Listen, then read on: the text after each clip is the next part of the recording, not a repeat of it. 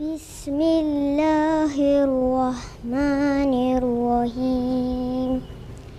Iz awal fityatu ilal kahfi faqalu rabbana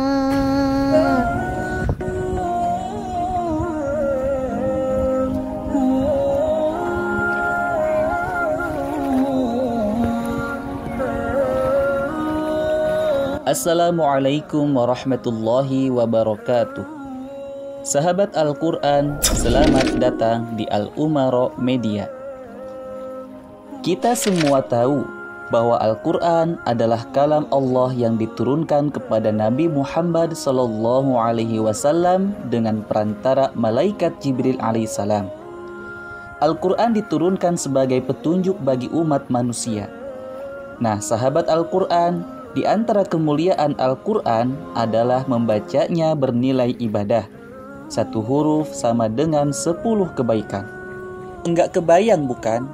Kalau kita membaca Al-Quran dari Al-Fatihah sampai An-Nas, ada berapa huruf yang kita baca? Lalu dikalikan dengan 10 kebaikan. Indonesia merupakan negara dengan penduduk muslim terbanyak di dunia. Hampir 90% dari jumlah penduduknya beragama Islam. Jumlah penghafal Al-Quran di Indonesia tertinggi di dunia, yaitu mencapai 30.000 orang. Arab Saudi saja hanya memiliki 6.000 orang penghafal Al-Quran. Namun jangan gembira dulu. Jumlah tersebut masih terhitung sedikit jika dibandingkan dengan jumlah keseluruhan penduduk Indonesia yang mencapai 270 juta orang. Syekh Ali Jaber rahimahullah, dai ternama yang berasal dari Madinah, dalam salah satu ceramahnya mengatakan bahwa beliau yakin Indonesia akan menjadi negara Al-Quran. Tidak pernah saya menemukan amalan sehebat untuk mendukung dan mewakaf Al-Quran. Al-Quran untuk dibelajari, Al-Quran untuk dihafal. Saya memiliki harapan yang sangat tinggi. Insya Allah Indonesia, sepanjang apapun kegelapan, sepanjang apapun kegelapan kezaliman, sepanjang apapun kehilangan keadilan, insya Allah akan datang satu saat terbitnya matahari adil. Dan insya Allah Indonesia akan menjadi negara Al-Quran. Beliau berpendapat demikian dengan membandingkan Indonesia dengan Turki di zaman dahulu. Turki masa lalu adalah sebuah negara yang sangat sekuler. Bahkan beliau mengatakan bahwa di Turki, azan tidak diperbolehkan dalam bahasa Arab. Belajar tentang agama Islam pun juga dibatasi. Orang-orang yang melanggar hal tersebut terancam dihukum oleh pemerintah Turki.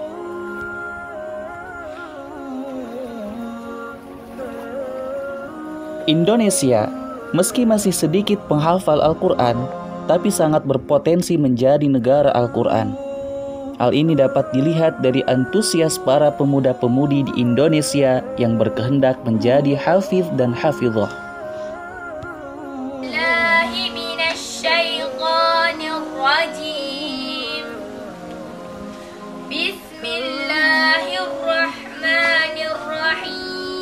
Sudah banyak para hafiz Indonesia yang terkenal di penjuru dunia. Misalnya saja, Muzammil Hasballah, Musa dan Najah si hafiz cilik serta pemuda-pemudi lainnya. Tak hanya antusias para pemuda-pemudinya, lingkungan di Indonesia pun semakin hari semakin mendukung untuk pendidikan bibit-bibit baru para penghafal Al-Quran.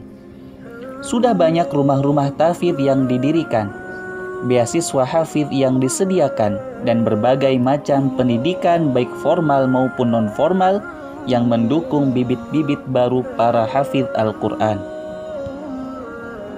Jumlah penghafal Al-Quran di Indonesia kian hari kian bertambah. Hal ini ditandai dengan bermunculannya pesantren, sekolah, musabakoh, metode berbasis tahfidz yang semakin hari kian menjamur. Jika didata ulang, pada tahun ini kemungkinan jumlah penghafal di Indonesia sudah semakin berlipat ganda. Memang jumlah tersebut belumlah seberapa jika dibandingkan dengan seluruh jumlah penduduk Indonesia. Akan tetapi jumlah puluhan ribu juga bukan jumlah yang sedikit. Menjadi penghafal Al-Quran di Indonesia nampaknya makin kesini menjadi semacam tren. Hal ini tentu angin segar sekaligus hal baik yang membahagiakan bagi generasi mendatang. Menjadi penghafal Al-Quran tentu saja memiliki banyak kemuliaan dan anugerah yang sudah tidak perlu dipertanyakan lagi. Akan tetapi, pertanyaan kritisnya, berapa banyak penghafal Al-Quran dan masyarakat kita yang mempunyai kesadaran bahwa menghafal Al-Quran sesungguhnya tidaklah sedigital menginstal ayat dari mushaf ke dalam ingatan atau memori semata.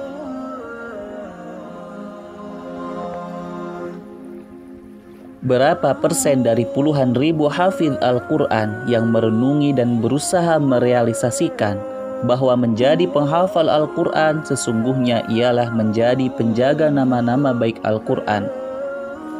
Misal salah satu nama lain Al-Quran adalah Asy-Syifa, maka kontekstualisasinya menjadi hafidz berarti menjadi pelipur lara antara diri dan masyarakat. Menjadi hafidz berarti menjadi peneduh dan pemberi pencerahan ilmiah, Ar-Rahman, Al-Bayan, dan An-Nur segala gundah orang di sekeliling kita. Menjadi penghafal Al-Quran artinya bukan sekedar menjadi manusia pembawa hafalan, tapi menjadi manusia pembawa perubahan. Sayangnya di era teknologi digital, selain manusia dimanjakan dengan kemudahan, kita juga selalu dididik untuk mendapat percepatan. Segala sesuatu harus mudah dan cepat. Karenanya jadi banyak lembaga yang mengadakan program menghafal Al-Quran secara cepat dan kilat. Program-program tersebut tentu saja banyak diminati, tapi di sisi lain hal tersebut menggradasi penghayatan dan proses dari menghafal Al-Quran itu sendiri. Al-Quran diturunkan secara bertahap dan dengan proses yang panjang, kurang lebih 22 tahun lamanya, adalah suatu isyarat bahwa menjadi hafidz dan hamilul Quran bukanlah aktivitas instan, semisal menginstal aplikasi Al-Quran yang ada di Play Store.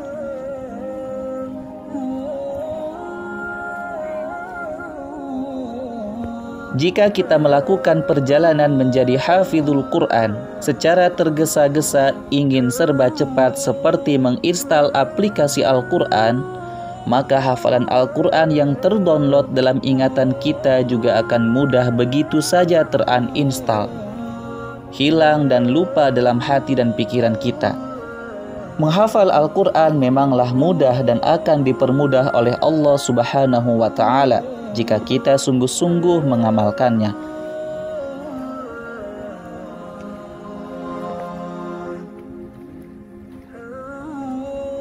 Menghafal Al-Quran memanglah mudah dan akan dipermudah oleh Allah Subhanahu wa Ta'ala jika kita sungguh-sungguh menjalaninya.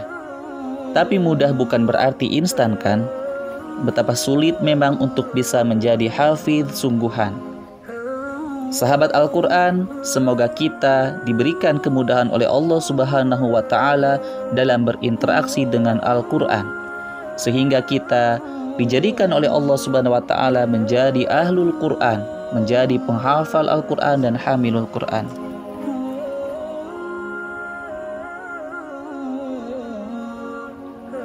Sahabat Al-Quran, semoga tayangan ini bermanfaat. Mari kita bangun Al-Umaro Media agar terus memberikan kebaikan dan pengetahuan dengan cara like, subscribe, dan jangan lupa aktifkan tombol loncengnya. Sampai jumpa di video selanjutnya. Wassalamualaikum warahmatullahi wabarakatuh.